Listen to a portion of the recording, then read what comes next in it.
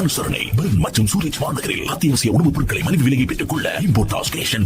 கிண்ணியா குறிஞ்சாங்கனி படகு விபத்தில் உயிரிழந்தவர்களுக்கு ஆழ்ந்த அனுதாபங்களை தெரிவிக்கும் முகமாக துக்க தினம் அனுஷ்டிக்கப்படுகின்றது. இன்று கிண்ணியா சிவில் சமூகம் இணைந்து கடைகள், பாடசாலைகள், வர்த்தக நிலையங்கள் என்பவற்றை மூடி வெள்ளை நிற கொடிகளை பறக்கவிட்டு துக்க தினத்தை அனுஷ்டித்து வருகின்றனர். இதன்போது பிரதான வீதிகள், கடைகள், அரசு திணைக்களங்கள், வங்கிகள், பள்ளிவாசல்கள், வீடுகள் என பல இடங்களிலும் வெள்ளை கொடிகள் பறக்கவிடப்படுகின்றன. உயிரிழந்த 4 மாணவர்கள் உட்பட 6 பேருக்கும் ஆழ்ந்த அனுதாபங்களை மக்கள் தெரிவித்துள்ளனர்.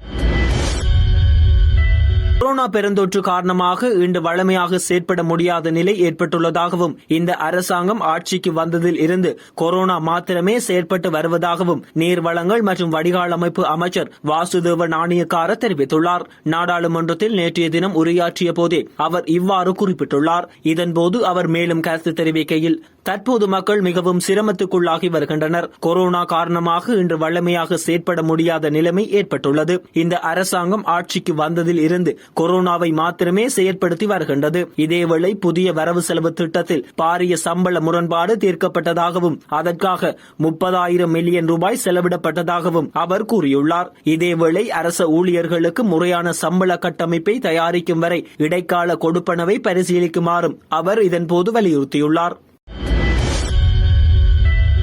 ஏப்ரல் 21 தாக்குதலுக்கு முன்னாள் ஜனாதிபதி, பிரதமர் மற்றும் அமைச்சரவை உள்ளிட்ட அரசாங்கமே பொறுப்பு கூற வேண்டும் என ஜனாதிபதி கோட்டபய ராஜபக்ஷ தெரிவித்துள்ளார். ஏப்ரல் 21 தாக்குதல் தொடர்பில் விசாரணை செய்வதற்காக நியமிக்கப்பட்டிருந்த ஜனாதிபதி ஆணைக்குழுவின் பரிந்துரைகள் பாராளுமன்றத்தில் சமர்ப்பிக்கப்பட்டுள்ளன. தொடர் நடவடிக்கைகளுக்காக நீதியமைச்சர் மற்றும் குற்றப்புலனாய்வு திணைக்களம் ஆகியவற்றிடம் கையளிக்கப்பட்டிருந்தன. பாராளுமன்றத்தின் சட்டத்தின் கீழ் நியமிக்கப்பட்டுள்ள ஆணைக்குழு வெளிப்படுத்தியுள்ள குற்றவாளிகளுக்கு எதிராக சட்டத்தை நிறைவேற்ற முடியும். அதற்கு அவசியமான 3/2 பெரும்பான்மை அதிகாரம் அரசாங்கத்துக்கு உள்ளது. இதனால் கோரிக்கைகளை முன்வைக்கும் போது கவனமாக இருப்பதுடன் மக்களை ஏமாற்ற வேண்டாம் என எதிர்க்கட்சிக்கு ஜனாதிபதி சுட்டிக்காட்டியுள்ளார். இலங்கை மின்சார சபையின் பொறியியலாளர் சங்கம் இன்று நண்பகல் 12 மணி முதல் சட்டப்படி வேலை செய்யும் தொழிற்சங்க நடவடிக்கையை ஆரம்பித்துள்ளதாக அந்த சபை தெரிவித்துள்ளது. 6 கோரிக்கைகளை முன்வைத்து இந்த தொழிற்சங்க நடவடிக்கை முன்னெடுக்கப்பட்டுள்ளதாக தற்போது இடம்பெற்று வருகின்ற ஊடகவியலாளர் சந்திப்பில் மின்சார சபையின் பொறியியலாளர் சங்க உறுப்பினர்கள் அறிவித்துள்ளனர். சமகாலத்தில் மக்கள் மிகவும் சிரமத்திற்குள்ளாகி வருவதாக நீர்வளங்கள் மற்றும் வடிகால் அமைப்பு அமைச்சர் வாசுதேவ நாணயக்கார தெரிவித்துள்ளார். இதனால் அரச ஊழியர்களுக்கு முறையான சம்பள கட்டமைப்பை தயாரிக்கும் வரை இடைக்கால கொடுப்பனவை பரிசீலிக்குமாறு அவர் கோரிக்கை விடுத்துள்ளார். மக்களின் நிலைமையை கருத்தில் கொண்டு அவர் இந்த கோரிக்கையை விடுத்துள்ளார். கோவிட் காரணமாக இன்று வழமையாக செயற்பட முடியாத நிலைமை ஏற்பட்டுள்ளதாகவும், இந்த அரசாங்கம் ஆட்சிக்கு வந்ததிலிருந்து கோவிட்டை மாத்திரமே செயற்படுத்தி வருவதாகவும் அவர் சுட்டிக்காட்டியுள்ளார். புதிய வரவு செலவு திட்டத்தில் பாரிய சம்பள முரண்பாடு தீர்க்கப்பட்டதாகவும் அதற்காக 30 மில்லியன் ரூபாய் செலவிடப்பட்டுள்ளதாகவும் அவர் கூறியுள்ளார்.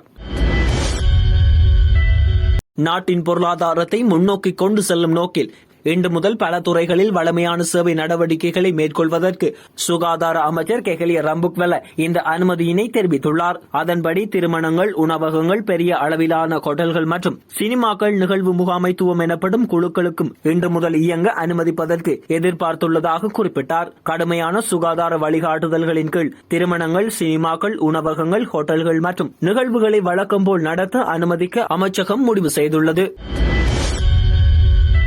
பாடசாலை மாணவர்களுக்கு இடையில் கோவிட் வைரஸ் பரவல் அதிகரித்ததால் மீண்டும் பாடசாலைகளை மூட நேரிடும் என ரிச்வே சிறுவர் வைத்தியசாலையின் வைத்தியர் சன்ன பெரேரா தெரிவித்துள்ளார். வைரஸ் பரவல் கட்டுப்பாட்டிற்குள் வந்தவுடன் பாடசாலைகளை முழுமையாக திறப்பது நல்லது என்ற போதிலும் மாணவர்கள் மத்தியில் வைரஸ் பரவுவது மிகவும் தலை தூக்கியுள்ளது என்று அவர் கூறியுள்ளார். நாட்டில் நாளாந்தம் தொடர்ச்சியாக 700க்கும் அதிகமான கோவிட் தொற்றாளர்கள் அடையாளம் காணப்படுவதாக அவர் குறிப்பிட்டுள்ளார். எனவே தற்போதைய நிலைமையை கட்டுப்படுத்தி மாணவர்கள் தொடர்ந்தும் கல்வி கேட்கும் வாய்ப்பை பாதுகாக்க வேண்டியது அவசியம் எனவும் அவர் வலியுறுத்தியுள்ளார்.